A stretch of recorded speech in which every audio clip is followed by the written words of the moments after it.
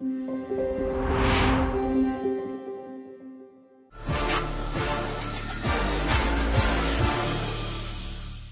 Marcelo tem 27 anos e é gerente de vendas. Numa quarta-feira, ele vinha indo para o trabalho de bicicleta quando ele foi atingido por um veículo em alta velocidade. Ele foi atendido na cena, ele estava em Glasgow 3, foi entubado e foi transferido para o hospital. Foi feita uma tomografia que mostrou uma hemorragia cerebral intensa, muito edema. A equipe de neurocirurgia avaliou e decidiu que o caso não seria cirúrgico, que provavelmente seria um paciente que ia evoluir para a morte encefálica.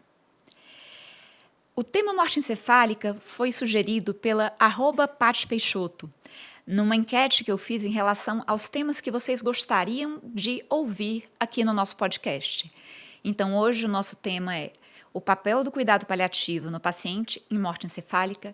Eu sou Sabrina Ribeiro e esse é o Papo Paliativo. Quando Marcelo chega no hospital, é acionada a família. A mãe dele estava viajando e a primeira pessoa a chegar é a irmã. E aí a primeira coisa, e uma tarefa super difícil de se fazer, é a comunicação da má notícia. E a má notícia naquele momento, nesse momento inicial, é a comunicação da possibilidade de morte encefálica. Então a conversa é feita com a irmã do Marcelo, a gente pode chamar ela de Clara, e é explicado para ela o que aconteceu usando os passos do Spikes. Então, a gente pode avisar, olha, infelizmente eu tenho uma má notícia, o Marcelo sofreu um acidente, e aí você descreve o acidente, a forma que ele chegou e quais são os riscos pela frente. Então, nesse primeiro momento, você vai falar que o Marcelo tem uma lesão cerebral grave. E de acordo com o que a Clara quiser ou conseguir saber naquele momento, pode ser introduzida ou não a possibilidade dela estar em morte encefálica. O diagnóstico de morte encefálica é um diagnóstico muito sério, né?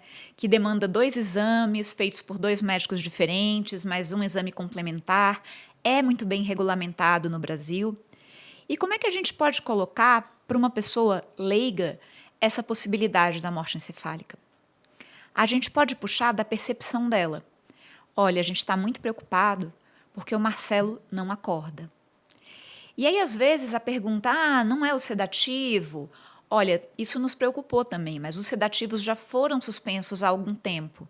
E o cérebro dele está muito machucado.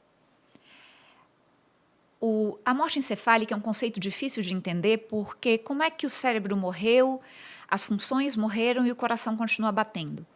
Por conta de toda a questão e de todas as coisas que são faladas de doações de órgãos, algumas pessoas já conseguem entender esse conceito. Mas o que a gente geralmente fala é que o cérebro morreu. E, às vezes, os órgãos continuam funcionando por um tempinho maior. Mas isso é uma questão de tempo. Depois, os órgãos seguem o cérebro. Como é um diagnóstico muito sério, tem que ser feitos vários testes por 2 médicos diferentes, e aí a gente entra nessa explicação. Lembrando sempre, quando você fala que houve uma lesão cerebral grave, por exemplo, a preocupação da Clara pode ser, mas ele vai ter sequelas? Ele vai morrer? E a gente tem sempre que responder a essas demandas. E lembrar sempre, se a pessoa está chorando, se a pessoa está muito emocionada, você tem que acolher essa emoção, deve estar sendo muito difícil, e dar espaço para essa emoção.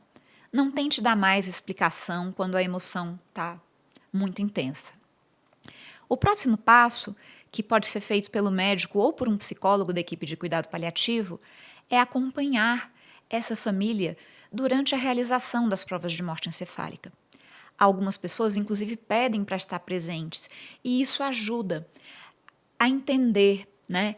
Olha, a gente está fazendo isso aqui, em uma pessoa a reação comum seria essa, mas infelizmente ele não demonstra uma reação. Agora a gente vai tirar o respirador e observar se ele respira sozinho, e ele não respira sozinho. Então, acompanhar essas provas e dar notícia ao longo desse processo ajuda numa elaboração desse processo de luto. E aí, nessa situação, foi identificado que o Marcelo estava em morte encefálica e ele era uma pessoa que tinha um grande desejo de, numa situação dessas, ser doador de órgãos e tecidos. Como vocês devem saber, a equipe que é a equipe da doação de órgãos é diferente da equipe que está cuidando do paciente. A equipe que está cuidando do paciente é completamente dedicada ao paciente e à família, mas nesse momento a equipe da doação pode vir e pode oferecer essa possibilidade, né? Essa possibilidade é oferecida e é sempre garantido que, independentemente da escolha, o Marcelo e a sua família vai ser cuidado da melhor forma possível. A família do Marcelo aceitou fazer a doação.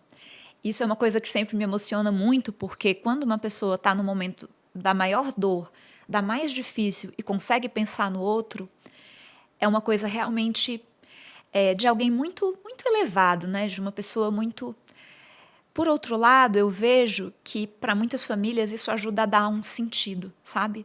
Não que isso torne a coisa certa. É errado, é injusto, é horrível. Um jovem de 27 anos não deveria morrer atropelado enquanto estava andando de bicicleta. Mas ajuda a tornar isso uma situação da qual é possível se recuperar. Então, em resumo, numa situação de morte encefálica, a gente tem uma intervenção no começo, que é a comunicação da má notícia, a gente tem um cuidado durante a realização das provas, né? O acompanhamento desse processo. Se o paciente for doador, um acompanhamento depois do processo de doação e, se não, o desligamento dos aparelhos. É muito importante dar o diagnóstico de morte encefálica. E eu já fui em alguns eventos de transplante, em algumas situações as pessoas veem lesões cerebrais graves e falam: esse paciente é melhor já desligar os aparelhos, que não tem jeito. É importante fazer o diagnóstico, porque quando você tem esse diagnóstico, você diminui a incerteza. Todo mundo já ouviu falar: mas e o milagre? A morte encefálica é algo muito definida. E se você faz esse diagnóstico de uma forma séria, você dá a essa pessoa uma certeza e uma definição de quais vão ser os próximos passos. Então, esse foi o Papo Paliativo de hoje.